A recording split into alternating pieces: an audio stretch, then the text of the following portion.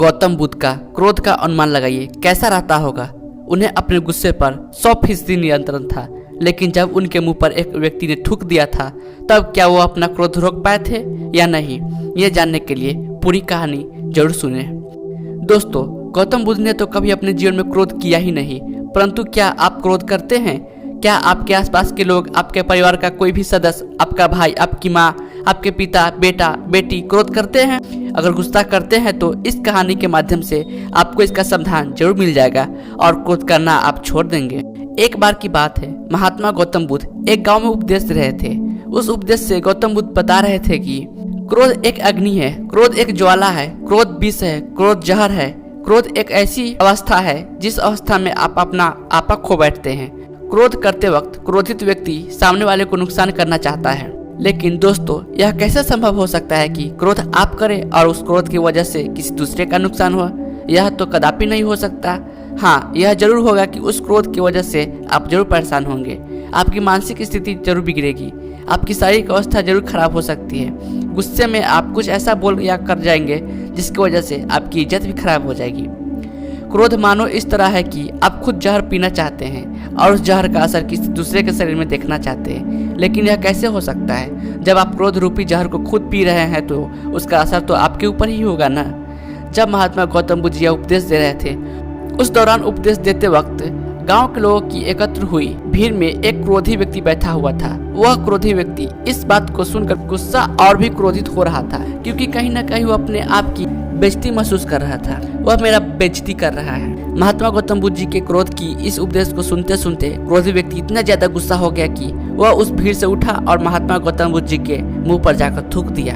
गांव के लोगों और शिष्यगण इस हरकत से भड़क उठे। उनका क्रोध इतना ज्यादा था कि वे लोग उस क्रोधित व्यक्ति को मारने पर उतर आए, लेकिन महात्मा गौतम बुद्ध जी ने लोगों को शांत कराया। उन्होंने बड़े ही शांत स्वर में उस क्रोधित व्यक्ति से पूछा, भाई क्या तुम और भी कुछ कहना और करना चाहते हो मेरे साथ? वह क्रोधित व्यक्ति बिना कुछ बोले वहां से चला गया। गांव के सारे लोग और शिष्यों ने पूछा कि हे भगवान, वह बुद्धिहीन आपके मुंह पर थूक कर चला गया और आप क्रोधित नहीं हुए, आपको गुस्सा नहीं आया? भला यह कैसे हो सकता है? महात्मा गौतम बुद्ध जी ने कहा, क्रोध अग्नि और ज्वालामुखी की तरह होता है। इसके चपेट में आने से केवल अनर्थ ही होगा। उसने अनर्थ अर्थात गलत कार्य किया। अगर उसी की तरह मैं भी क्रोधित हो जाऊं तो मैं भी अनर्थ अर्थात गलत कार्य कर देता। वह व्यक्ति हो सकता है कि किसी परेशानी में रहा हो, किसी बात को लेकर परेशान रहा हो, जिसके वजह से वह यह गलत कार्य किया हो। गांव के सारे लोग महात्मा गौतम बुद्ध जी की बात को भली भांति समझ गए और अपने गुस्सा को शांत कर लिए। फिर अगले दिन महात्मा गौतम बुद्ध जी दूसरे गांव में उपदेश दे रहे थे। उसी दौरान वह गुस्सैल व्यक्ति महात्मा गौतम बुद्ध जी के चरणों में गिरकर रोने लगा और कहा, हे महात्मा, अभी मेरा गुस्सा शांत हो गया है। मैंने कल जो अनर्थ कार्य किया था उसकी वजह से मैं बहुत पछता रहा हूँ। मेरे जीवन में पहली बार ऐसा हुआ है कि मैं किसी पर गुस्साया, वह व्यक्ति कुछ नहीं बोला तथा नाराज भी नहीं हुआ, जबकि जो हरकत मैंने किया उस हरकत पर तो कोई भी मुझे मारने के लिए दौड़ता। कल रात से मुझे नींद नहीं आई। सुबह से मैं आपको खोज रहा हूँ, खोजते खोजते आपके चरणों में आकर गिर पड़ा हूँ, मुझे माफ कर दीजिए।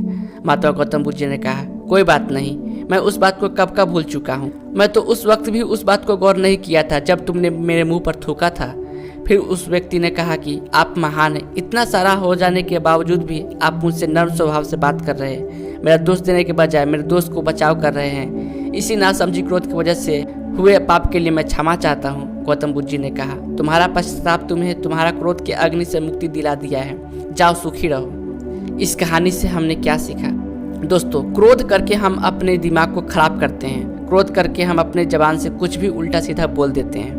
क्रोध करके हम बेवजह किसी से झगड़ा कर लेते हैं। क्रोध करने से हमारे द्वारा किए गए निरर्थक कार्य को घंटों तक, दिनों तक, सप्ताह तक, महीनों तक या फिर सालों तक उस बात को लेकर परेशान रहते हैं। कई बार हम गुस्से में कुछ ऐसा कर बैठते हैं जो हमारी मृत्यु उपरांत ही खत्म होती है। हम जब किसी भी सही या गलत को बर्दाश्त नहीं कर पाते तब हमारा स्वभाव चिड़चिड़ा होता है और हम क्रोध करने लगते हैं।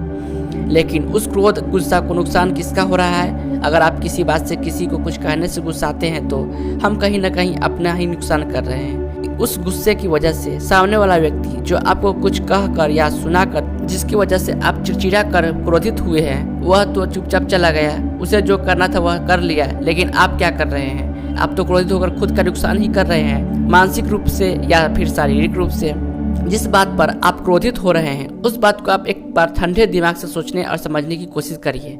सच में कह रहा हूँ, आप क्रोधित करना छोड़ देंगे, क्योंकि आपको समझ में आ जाएगा कि इसकी वजह से केवल और केवल खुद का ही नुकसान होगा और किसी का नहीं। सब्र का मंथन करते हुए सही कर्म करें। चतुराई सबसे बड़ा योग है, दूसरों की बातों पर गुस्साए नहीं। यह कहानी आपको कैसा लगा? अच्छा लगा तो प्लीज लाइक करें और ऐसी कहानी सुनने के लिए मेरे चैनल को जरूर सब्सक्राइब करें। धन्यवाद। जय हिंद।